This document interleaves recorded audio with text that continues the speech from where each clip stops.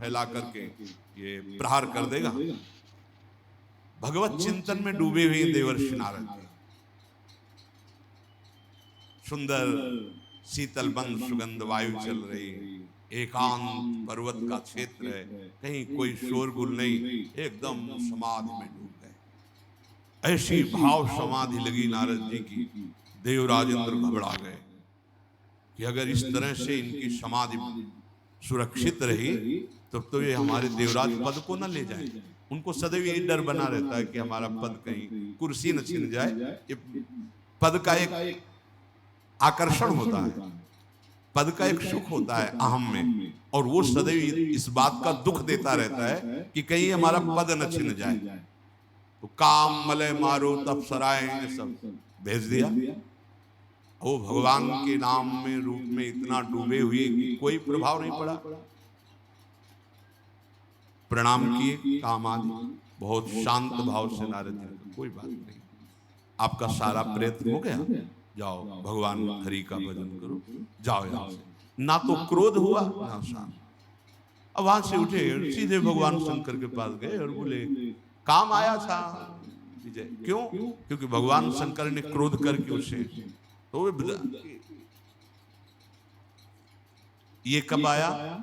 जब अपना चिंतन होने लगा कि हमारे हृदय में तो क्रोध भी नहीं आया, काम का प्रभाव तो पड़ा भी नहीं। फिर आगे की लीला कई बार बता चुके हैं कि इतने बड़े महापुरुष को भी ऐसी दशा आ गई। जब हम भगवत आश्रित, तो समभाव, कोई प्रभाव किसी विकार का नहीं।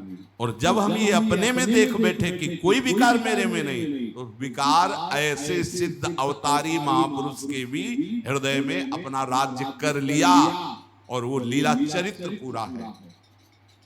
उपासक जब ये स्वीकार कर लेता है कि मैं गुणवान हूं, मैं महान हूं, वहीं से पतन प्रारंभ हो जाता है। सच्चिदानंद प्रभु को छोड़कर कहीं भी आश्रय या सुख बुद्धि होना मतलब खतरा प्रारंभ हो गया है। ध्यान दीजिए, सच्चिदानंद परम सुख स्वरूप प्रभु जो हमारे आश्रयदाता हैं, इनके सिवा कहीं आशा भरोसा हो जाना मतलब अब हमारे परमार्थ का खतरा प्रारंभ हो रहा है। इसलिए कभी ऐसी कल्पना भी ना होने पावे उपासक के हृदय में अपने प्रभु के सिवा किसी अन्य का आश्रय। ये जो विपरीत बुद्धि है, इस विपरीत बुद्धि को प्रवेश मत होने दीजिए, और इसको रोकेगा नाम। आप नाम जब कर रहे हैं तो विपरीत बुद्धि कोई प्रभाव नहीं डाल पाएगी। नहीं, इतनी बड़ी विपरीत बुद्धि, अधर्मम धर्ममित्या मन्यते तमसावृतम, वो अधर्म को ही धर्म मानने लगता है। धर्म में उसकी अरुचि होती है। जैसे दुर्योधन की भगवान संधि दूत बन करके दुर्योधन को सभा में संबोधन किए कि पांडव तुम्हारे भाई हैं, और सही पूछो तो इतना बड़ा वैभव अर्जुन के गांडीव धनुष के प्रभाव से ही एकत्रित हुआ, वो जुआ में जीत लिया। तो मेरी राय तो ये भगवान कह रहे हैं कि आप आधा राज्य वापस कर दीजिए, पर ऐसी वृत्ति तुम में दिखाई नहीं दे रही तो 5 गांव दे दीजिए। तो दुर्योधन ने कहा सुई की नोक के बराबर में नहीं दूंगा, 5 गांव की बात। देखो, अधार्मिक जो वृत्ति होती है अहम प्रधान, भगवान समझा रहे हैं पर उनकी समझ में नहीं आ रहा। पहले से उसने गुप्त मंत्रणा कर रखी थी, अगर केशव तनिक भी क्रोधावेश धारण करे तो तत्काल उनको बंदी बना लिया जाए और कैद में डाल दिया जाए। भगवान से जब वो बोल रहा था कि सुई की नोक के बराबर भी बिना युद्ध के हम नहीं देंगे, तो भगवान ने कहा इसका मतलब है कि तुम मृत्यु शैया पर शयन करने के लिए तैयार हो रहा है। अब वो समझ गया कि केशव आवेश में आ रहे हैं। भगवान ने देखा कि उसके जो सहयोगी जन हैं वो सावधान हो रहे हैं। वो पहले ही सात्विकी ने सूचना दे दी थी कि प्रभु सभा में कुछ अमंगल होने वाला है। विदुर जी ने भी रात्रि में समझाया था कि प्रभु आपका आना मुझे ठीक नहीं लग रहा, क्योंकि ये लोग बड़े मलिन बुद्धि वाले हैं, तो भगवान बड़े जोर से अट्टहास किया। एक हंसना होता है, वही अट्टहास बड़ा भयावना होता है। भक्तराज हनुमान जी ने भी अट्टहास किया था। जब पूंछ में आग लगाई गई थी लंका में, तो अट्टहास कर गर्जा, कपि बढ़िला भयंकर अट्टा। ऐसे ही प्रभु श्री कृष्ण ने अट्टहास किया और कहा, दुर्योधन क्या तू मुझे अकेला समझ रहा है? तू मुझे बंदी बना सकता है? देख बना बंदी मुझे। भगवान का विराट रूप सभा में प्रकाशित हो गया। बड़े बड़े लोकपाल, अश्विनी कुमार, इंद्र, मरुदगण, विश्वदेव, यक्ष, गंधर्व, नाग, राक्षस सब भगवान के अंगों से प्रकाशित हो रहे हैं। उनकी दोनों भुजाओं में, एक में भगवान बलराम जी हल मूसल धारण किए हुए, एक तरफ गांडीव धनुष धारण किए हुए अर्जुन, दाहिनी भुजा में अर्जुन और बाएं भुजा में हलधर बलराम जी। देखा शंख चक्र गदा शक्ति सारंग हल नंदक नामक खड्ग, ये सब मूर्तिमान भगवत पार्षद जो अस्त्र हैं भगवान के अंग में विराजमान हैं। बहुत तेजो में देदीप्यमान श्री कृष्ण के अंग, नेत्रों से, नासिका से, रोम के छिद्रों से भयंकर आग की, प्रलयकालीन आग की लपटें प्रकट हो रही है।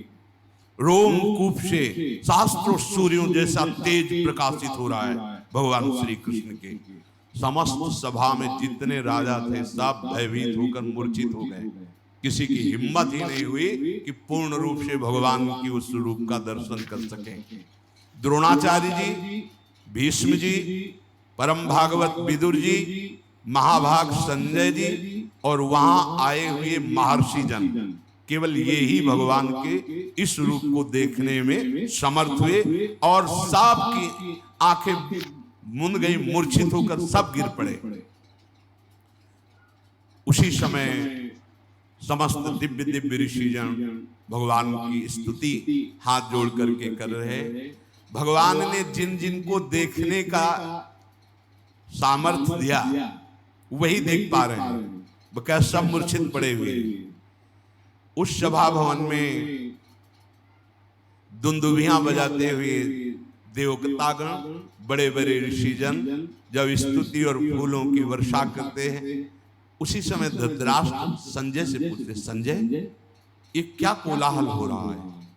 तो संजय ने कहा, कमल नयन यदकुल तिलक भगवान श्री कृष्ण विराट रूप में विराजमान है। तुरंत हाथ जोड़कर धृतराष्ट्र ने कहा, क्योंकि भगवान व्यासदेव जी के पुत्र हैं, हाथ जोड़कर कहा, हे परम कृपालु श्री कृष्ण, हे समस्त जगत के हितैषी, मुझ अंधे पर भी कृपा कीजिए। मैंने आज तक आपसे कभी कुछ देखने के लिए नहीं मांगा। हे केशव, मेरे नेत्र नहीं हैं, न भीतर के न बाहर के। हे केशव, मैं आपसे प्रार्थना करता हूं, एक क्षण के लिए मुझे नेत्र दे दीजिए, जिससे मैं आपके इस स्वरूप का दर्शन कर सकूं। हे महाबाहु जनार्दन, आप हम पर कृपा कीजिए। जब धृतराष्ट्र ऐसा कह रहे थे तो भगवान श्री कृष्ण ने कहा, तथास्तु, ऐसा ही हो। तत्काल उनके नेत्र खुल गए। कर्तुम अकर्तुम अन्यथा कर्तुम, तत्काल नेत्र खुल गए और भगवान के उस अद्भुत विराट स्वरूप का दर्शन धृतराष्ट्र जी ने भी किया। भगवान विश्व रूप का दर्शन कराकर अपने विश्व रूप का जैसे ही स्मरण किया, नेत्र उनके अंतर ध्यान धृतराष्ट्र के, क्योंकि मांगा ही केवल इतना था कि मैं दर्शन कर सकूं। सारी पृथ्वी कंपायमान, समुद्र में खलबली मच गई, दिग्गज चिक्कारने लगे। भगवान का जो विराट रूप है, शत्रुओं का दमन करने वाले पुरुष सिंह भगवान श्री कृष्ण अपने उस अद्भुत स्वरूप का स्मरण किया। ऋषियों ने भगवान को प्रणाम वंदना करके तत्काल वहां सभा छोड़ दी, क्योंकि जहां भगवान का अपमान हो रहा हो या निंदा होना या किसी भी तरह की अवहेलना होने की संभावना भी हो, ऐसी सभा में जाना नहीं चाहिए। अगर सभा में पहुंच गया है तो तत्काल काल में अंगुली डालकर वहां से निकल जाना चाहिए, या जो निंदा कर रहा हो या अपमान कर रहा हो उसको दंड देना चाहिए। तो तो अपने जनों को दंड देने वाला कोई भाव नहीं रखना। अगर कहीं हमारे भगवान की कोई निंदा, हमारे आराध्य देव की, तो दोबारा उसका मुख न देखे। अंतर से भगवत भाव है पर हम उसका संग न करें। ऋषि जन भगवान के विराट रूप का दर्शन करके तत्काल इसीलिए चल दिए कि विमुख जन सभा में बैठे हुए दुर्योधन दुशासन, अब यहाँ एक क्षण भी नहीं टिकना चाहिए। जो ही वो महर्षि जन गए तो नारद आदि ऋषि भी भगवान को प्रणाम करके अदृश्य हो गए। एकदम कोलाहल शांत हो गया। एक बड़ी अद्भुत सी घटना घट गई। तत्काल दारुक दरवाजे पे रथ ले आया और भगवान सहज मुद्रा में उठे और सभा से बाहर निकले। तो भीष्म पितामह जी, द्रोणाचार्य, कर्ण, ये सब पीछे भगवान के, सब कोई आनंद से फूला हुआ है तो कोई भय से भूला हुआ है। कर्ण आदि की बुद्धि काम नहीं कर रही है कि ये केशव कितने महान है, पीछे पीछे चल रहे हैं। भगवान का दिव्य रथ है, भगवान अपने रथ पर बैठे तो प्रणाम करके द्रोणाचार्य, भीष्म आदि वापस हो रहे हैं, लेकिन कर्ण वापस नहीं हुए। जब रथ चला तो पीछे पैदल कर्ण चल रहे। भगवान ने पीछे मुड़ करके देखा तो कर्ण आ रहे हैं, तो कहा नजदीक आ जाओ और अपने रथ पे बैठा। कहा हमारी इच्छा भी थी कि मैं तुमसे एकांत में मिलूं। तो उनका केशव, मुझे वेदविद जो ब्राह्मण जन है उनसे पता चला था कि भगवान का अवतार होगा। अब मैं समझ गया कि वही अवतार आप हैं। अभी तक तो मैं समझ नहीं पा रहा था कि तुम अर्जुन के मित्र हो, बहुत प्रभावशाली हो, पर जो मैंने ब्रह्म ऋषियों से सुना था आज मुझे अनुभव हो रहा है कि आप साक्षात भगवान हैं। भगवान ने कहा हाँ, जो वेद पारंगत विद्वान ब्रह्म ऋषियों ने तुम्हें बताया था वही मैं अवतार लेकर के इस जगत का भार उतारना चाहता हूं। तुम तत्वज्ञानी महापुरुषों का संग किए हो कर्ण, इसलिए मैं जो तुम्हें कह रहा हूं बिना संशय के बात को सुनना। तुम जानते हो सिद्धांत किसे कहते हो, धर्म किसे कहते हैं। तुम धर्मशास्त्र के सूक्ष्म विषय के ज्ञाता भी हो। तुम अधिरथ पुत्र नहीं हो। जो कुंती जी हमारी बुआ है, तुम उनके गर्भ से उत्पन्न हुए। तुम्हारे पिता भगवान भुवन भास्कर सूर्यदेव किशोर अवस्था में होने के कारण भयवश में उन्होंने प्रवाहित कर दिया था। जो कवच कुंडल थे भगवान सूर्य के प्रताप से आपकी सुरक्षा के लिए थे। आप डूब नहीं सकते थे, आपके प्राण नहीं निकल सकते थे। इसलिए मैं जो कहने जा रहा हूं बहुत ध्यान से सुनना। तुम्हारा जन्म कुंती के गर्भ से हुआ और कुंती जी का ब्याह महाराज पांडु से हुआ। तो जो कन्यावस्था में दैवी शक्ति भगवान सूर्य के द्वारा तुम्हारा प्रादुर्भाव हुआ, तो ब्याह होने के बाद तुम्हारे पिता पांडु, तुम्हारा पुत्र भाव उनके और पिता भाव के संबंध में ये शास्त्रीय धर्मयुक्त है। इसलिए तुम महाराज युधिष्ठिर से बड़े हो। आज ही मैं चल करके बता देता हूं युधिष्ठिर जी को कि कर्ण तुम्हारा बड़ा भाई है। तत्काल वो तुम्हारे चरण छुएंगे। मेरे साथ चलो। और जब युधिष्ठिर जी चरण छुएंगे तो अर्जुन, नकुल, भीम, सहदेव ये तुम्हारे चरणों में ही बैठेंगे। और जब पांचों पांडव और उनके पांचों पुत्र सुभद्रा कुमार, अभिमन्यु ये तुम्हारे चरणों में बैठेंगे और मैं तुम्हारे साथ होऊंगा, तो त्रिभुवन में कोई ऐसा नहीं कि तुम्हारा विरोध कर सके। त्रिभुवन विजेता और सर्व पूजनीय कर्ण तुम हो। तुम कोई साधारण नहीं हो। ये जितने भी राजा आए हुए हैं, चाहे दुर्योधन के पक्ष क्यों 11 अक्षौणी सेना या 7 अक्षौणी सेना पांडवों की, ये सब तुम्हें नतमस्तक होंगे।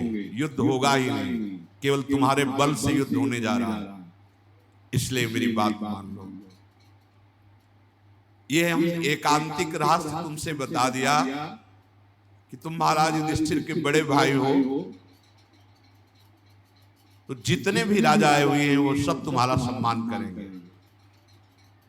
वहां तो बात बनी नहीं, लेकिन तुम मेरी बात मान जाओ, बड़ा मंगल हो जाएगा जगत का। कर्ण ने कहा केशव, हंसते हुए उसने कहा कि बड़ा सौहार्द, बड़ा प्रेम, बड़ा मैत्री, बड़ा हित और परम सत्य आपके वचनों से प्रकाशित हो रहा है। निसंदेह, मुझे कोई संदेह नहीं आपके वचनों, जैसा आप कह रहे हैं अक्षरशः ऐसा ही हो जाएगा। अगर मैं आपकी बात मानूं तो ऐसा ही हो जाएगा। पर नहीं, मैं मानता हूं मैं कुंती का पुत्र हूं, मैं मानता हूं कि पांडु के जैसे और पुत्र उनको पिता, ऐसे मैं भी पिता कहने का अधिकार रखता हूं। अच्छी तरह जानता हूं आपने जो बताया है कि कुंती के गर्भ से भगवान सूर्य की कृपा से मेरा जन्म हुआ है, मुझे कोई संशय नहीं। पर भरी सभाओं में जब अपमान होता रहा, तब न एक बार आपने कहा, न एक बार माता कुंती ने कहा कि ये अधिरथ सूत पुत्र नहीं, ये मेरा पुत्र है। जहां मैं अपने बल विक्रम को दिखाने को किया, वही मेरा अपमान होता रहा है। मैं जीवन भर जलता रहा, किस लिए? मेरा क्या दोष था? मेरा दोष आप साबित कर दीजिए। भगवान सूर्य ने प्रकट किया और जल में फेंक दिया गया और अधिरथ सूत ने उठाया, इसमें मेरा क्या दोष रहा? जब मैं कभी अपना बल विक्रम अर्जुन के सामने प्रकट करता तो मेरा उपहास करके मुझे नीचा दिखाया जाता कि सूत पुत्र का अधिकार नहीं राजकुमार के सामने, चाहे वो द्रौपदी के स्वयंवर में हो, चाहे वो अश्व शिक्षा का पूर्णता का जब प्रदर्शन कराया जा रहा हो तब हो, या किसी भी राजसभा में हो, तब क्यों आप नहीं बोले? क्यों माता कुंती ने ये नहीं कहा कि ये मेरा पुत्र है? तब तो किसी ने नहीं कहा। आज जब ये बात आ गई समझ में कि अब युद्ध होगा ही, तो आप हमको समझा रहे हो केशव, मैं मान रहा हूं आपकी बात सत्य है, पर अब मैं सूत पुत्र ही रहूंगा। और दुर्योधन ने मुझे सम्मान दिया है, जीने की आशा डाल दी दुर्योधन ने। मैं कभी दुर्योधन के साथ अब दगाबाजी नहीं कर सकता। हे वृषणी नंदन श्री कृष्ण, मेरा एक नियम है कि एक बार जिसको वचन दे दिया तो प्राण छूट सकते हैं, वचन नहीं छूट सकते। मैंने दुर्योधन को अपना मान लिया है, अब मैं उसका साथ नहीं छोड़ सकता। जनार्दन, मुझे कोई भयभीत कर सके ऐसा पैदा ही नहीं हुआ। बध, बंधन, भय, लोभ, इनकी ताकत नहीं कि हमारे हृदय का परिवर्तन कर सके। पर जीवन बहुत कष्टमय कर्ण का रहा। अगर कहीं ये पता चल जाता भगवान सूर्य से प्रकट कर्ण, तो भगवान परशुराम जी साफ नहीं देते। हर जगह हार हुई, हर जगह उसको नीचा देखना पड़ा। पर था महापुरुष, सत्यवादी, परम दानी, पर अधर्मियों का संग हो गया, इसलिए हर जगह हार हुई, हर जगह परास्त हुई। तो ध्यान रखने का विषय है, आप सही हो, लेकिन आपने अगर गलत संग कर लिया है तो आपकी भीष्म जी अखंड बाल ब्रह्मचारी महाभागवत, लेकिन सिंहासन पर वचन दिए हुए हैं, इसलिए संग अधर्म का नीचा देखना पड़ा। तो जनार्दन, मैं दुर्योधन का साथ कभी नहीं छोड़ सकता, और युद्ध अवसर आने पर ललकार करके पांडवों से लड़ूंगा। कभी अपने हृदय में भाव नहीं लाऊंगा कि ये मेरे भाई हैं। मधुसूदन, इसमें संदेह नहीं कि आप हमसे बहुत हित की बात कह रहे हैं। पांडव आपके अधीन है, आप जैसी आज्ञा करेंगे तत्काल वो वैसा कर देंगे। पर मेरे और आपके बीच में जो वार्ता हुई है, इसे न पांडव जानेंगे और न कोई संसार का व्यक्ति, जब तक युद्ध नहीं हो जाता। और युद्ध में जब मैं मारा जाऊं, तब इसके बाद आप इस बात को भले, लेकिन तब तक ये आप वचन दीजिए कि आप इसे गोपनीय रखेंगे। अपनी इंद्रियों को संयम में रखने वाले धर्मात्मा युधिष्ठिर हैं, और तुम्हें अपना प्राण मानने वाले अर्जुन हैं। इसलिए मैं पहले से कह रहा हूं कि तुम निश्चिंत रहो, मैं ही मारा जाऊंगा, क्योंकि जिसके सहायक आप हो। मैं खूब अच्छी तरह से जानता हूं कि चाहे 11 क्षोणी नहीं और भी विशाल सेना दुर्योधन रख ले, लेकिन नाश उसी का होगा, क्योंकि अधर्म से चल रहा है। मैं सब जानता हूं। श्री कृष्ण इस समय दुर्योधन दुशासन या मुझ कर्ण पर केवल निमित्त मात्र दोष रखा जाए, क्योंकि इसके पूरे के पूरे मुखिया आप हैं। कर्ण ने कहा कि पूरे के पूरे मुखिया आप पृथ्वी का भार दुर्योधन को निमित्त बनाकर उतारना चाहते हैं, इसीलिए ऐसा है। भगवान सब्यसाची अर्जुन तुम्हारे हाथ की कठपुतली है। कर्ण कहे, हे भगवान सब्यसाची अर्जुन तुम्हारे हाथ की कठपुतली है, अर्थात तुम उनके यंत्री हो, वो तुम्हारे यंत्र हैं। इसलिए इस रणांगण में जो रण यज्ञ होगी इसमें बलि मेरी ही चढ़ेगी, आप निश्चिंत रहिए, क्योंकि जिसके आप सहायक हैं उसका कोई नाश कर सके। ये कर्ण की एकांतिक वार्ता भगवान के साथ हो रही है। मैं जान रहा हूं कि पांडुनंदन महाबलशाली वायुपुत्र भीमसेन जिस समय अपने स्वरूप में आकर सिंहनाद करेंगे तो दुशासन का रक्त निश्चित पिएंगे। उन्होंने प्रण किया है तो छाती फाड़ेंगे वो, मुझे पता है। क्यों? क्योंकि इस रण यज्ञ में आपका सहयोग है। मुझे पता है कि जिस समय पांचाल राजकुमार धृष्टद्युम्न अपने स्वरूप में आकर खड़ा होगा तो द्रोणाचार्य का गर्दन वही उतारेगा। क्यों? क्योंकि आप उनके रक्षक हैं। मुझे पता है कि शिखंडी भीष्म जी के सामने खड़े होने के लायक भी नहीं है, लेकिन वो मार गिराने का काम करेगा। क्यों? क्योंकि आप उनके पक्ष में हो। महाबली दुर्योधन का वध निश्चित है, क्योंकि आप पांडवों के पक्ष में हैं। पर हे श्री कृष्ण, मैं पांडवों के पक्ष में नहीं आ सकता, रहूंगा दुर्योधन के ही पक्ष में। जब भगवान ने देखा कि कर्ण बात जानते हुए भी अब नहीं मानेंगे, तो कर्ण ने कहा, प्रभु आप ऐसा न समझे कि मैं आपकी आज्ञा का उल्लंघन कर रहा हूं। मैंने एक स्वप्न देखा है, वो केवल आपसे बता रहा हूं। मैंने स्वप्न देखा है कि गांडीव धनुषधारी अर्जुन श्वेत गजराज पर विराजमान होकर के मुझे दृष्टिगोचर हो रहे, अर्थात मेरे से उनकी विजय होगी। मैंने देखा है कि दुर्योधन में केवल 3 के मस्तक पर श्वेत पाग है और सबके लाल है, अर्थात सब मारे जाएंगे। 11 क्षोणी सेना में केवल 3 बचेंगे, अश्वत्थामा, कृपाचार्य और कृतवर्मा। ये 3 के माथे पे केवल सफेद पाग है, से सब मारे जाएंगे। जनार्दन, ये जो मैंने स्वप्न देखा है इससे मुझे निश्चित हो चुका है कि पांडवों की विजय होगी, कौरवों का विनाश होगा, साथ में मेरा भी। पर मैं डरने वाला नहीं, मैं ललकार ललकार कर अपने भाइयों को मारूंगा, पांडवों को, पक्का। आप मुझे अब समझाने की चेष्टा न करें, अब मैं रहूंगा इसी पक्ष में। भगवान मुस्कुराए और रथ से उतरकर प्रणाम किया और कर्ण चला गया। और भगवान उपप्लव्य नगर की तरफ दारुक्षी रथ हंकवाया। विदुर जी को बहुत चिंता हुई। विदुर जी कुंती के पास गए और कहा, चिरंजीवी पुत्रों को जन्म देने वाली भारी संकट उपस्थित है। भगवान आए, संधि करवाने की चेष्टा की, नहीं हुई। भगवान का अपमान हुआ, कैद करने की, बंदी बनाने की चेष्टा की। अब वो वापस चले गए, मतलब युद्ध पक्का। और युद्ध पक्का तो मुझे केवल डर है कर्ण से।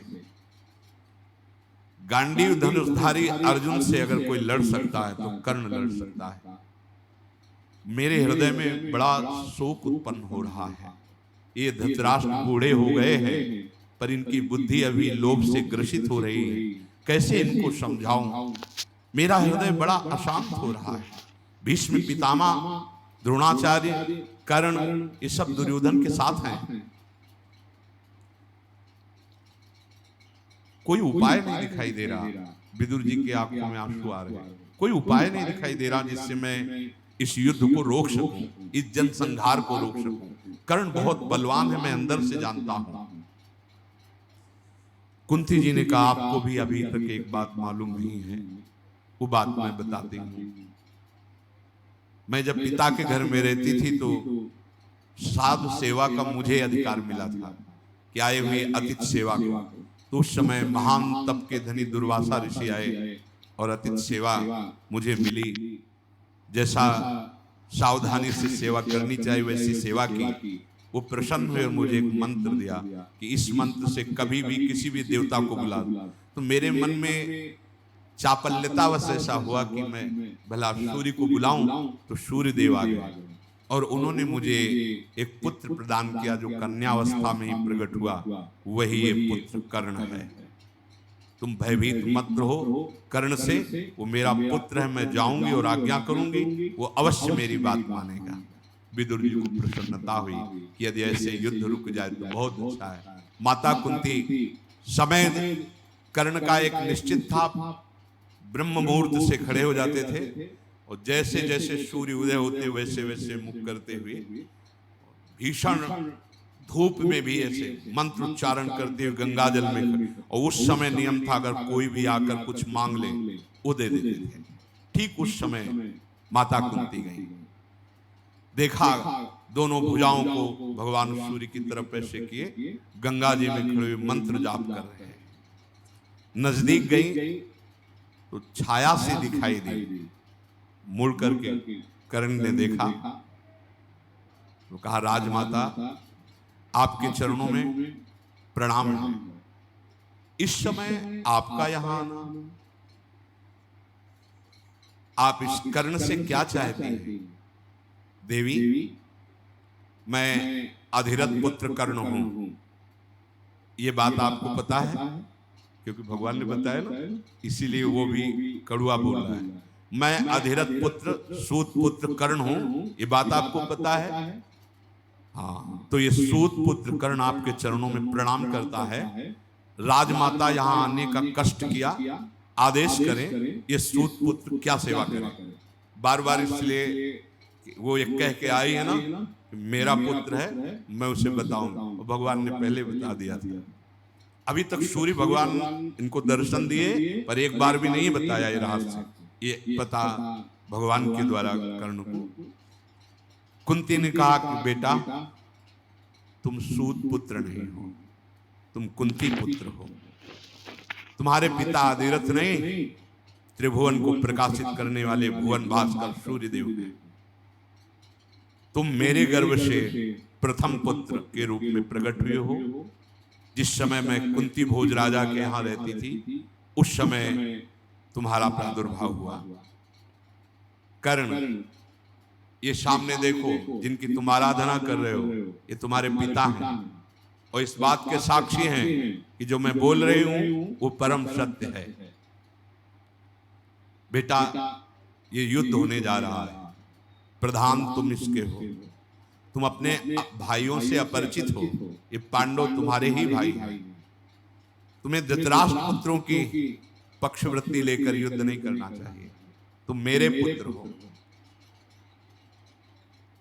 पूर्व काल में जिसका उपार्जन किया गया अर्जुन आदि के द्वारा लोभवश इन दुष्टों ने कपट करके वो सब ऐश्वर्य अपहरण कर लिया है।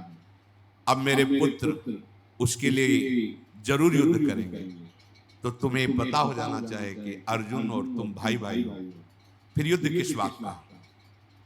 तुम हो जाओ तो युद्ध होगा ही नहीं, इस बात को स्वीकार करो। कर्ण ने कहा इस महान रण यज्ञ की वेदी पे पीठ दिखाने वाला ये सूत पुत्र नहीं है, अब ऐसा कभी नहीं हो सकता। सर्वगुण संपन्न पांडव है, मैं जानता हूं। सूर्यमंडल से आकाशवाणी हुई, सुनो कर्ण, सूत पुत्र शब्द उच्चारण मत करो। जो कुंती कह रही वो अक्षरशा सत्य है। तुम मेरे पुत्र हो, मैंने तुम्हें बताया आकाशवाणी सूर्य की। जो ही इस कर्ण ने इस वाणी को सुना तो प्रणाम किया सूर्य को भी और कुंती से कहा माता मुझे पहले से पता है कि आप मेरी माता हैं और भगवान सूर्य मेरे पिता हैं। माता कुंती, भगवान सूर्यदेव इनसे मेरा प्रादुर्भाव हुआ है, पर मैं ना आपकी बात से विचलित होने वाला हूं और ना भगवान सूर्य की बात से। वचन दिया है दुर्योधन को, तो अब ऐसा नहीं हो सकता। राजमाता आप और जो कुछ मांगो सो मांग लो, मैं इस समय ना नहीं कहता। पर अगर ये मांगो कि अर्जुन से युद्ध ना हो तो अब ऐसा नहीं हो सकता। क्या आप चाहते हो, आज्ञा कीजिए। माता कुंती ने कहा कि हमें चाहते कि हमारे 6 पुत्र हैं, 5 पांडव और 1 तुम, 6 पुत्रों में एक भी नहीं मरना चाहिए। उन्होंने कहा कर्ण ने कि आज तक हमने कभी किसी को ना नहीं कहा, आपने किस सभा में कहा है कि आपके 6 पुत्र हैं? बहुत हृदय से दुखी कर्ण रहे, कभी कभी किसी ने सपोर्ट नहीं किया, न भगवान सूर्य ने कहा कहीं और न माता कुंती। जहां भी अपनी तो उसको नीचा दिखाए, सूत पुत्र तो राजकुमारों के समान। तो 6 पुत्र हैं आपके, आपने किस सभा में घोषित किया, कभी किया है? आज जब आपने देखा है कि आपके पुत्रों पे प्राणों पे बने आई है, तो आप अब ये कहने चली आई हो कि कर्ण तुम मेरे पुत्रों, पांडव तुम्हारे भाई हैं। मैं दुर्योधन का आश्रय लिया, मेरा जीवन निर्वाह दुर्योधन ने किया, मैं प्राण भी उसी को दूंगा, उसी के लिए न्यौछावर करूंगा। मैं कभी झूठ नहीं बोलता और मैं कभी मांगने वालों को ना भी नहीं कहता। तो इसलिए दैव बड़ा बलवान है, तुमने 5 पुत्र सदैव घोषित किए हैं, 5 ही रहेंगे, तुमको भी विमुख नहीं करेंगे। युद्ध का अवसर आएगा और जब युधिष्ठिर, भीम, नकुल, सहदेव, इनको मैं ऐसी दशा में पहुंचा दूंगा कि वध कर सकता हूं, उस दशा में मैं इनको छोड़ दूंगा, लेकिन अर्जुन को नहीं।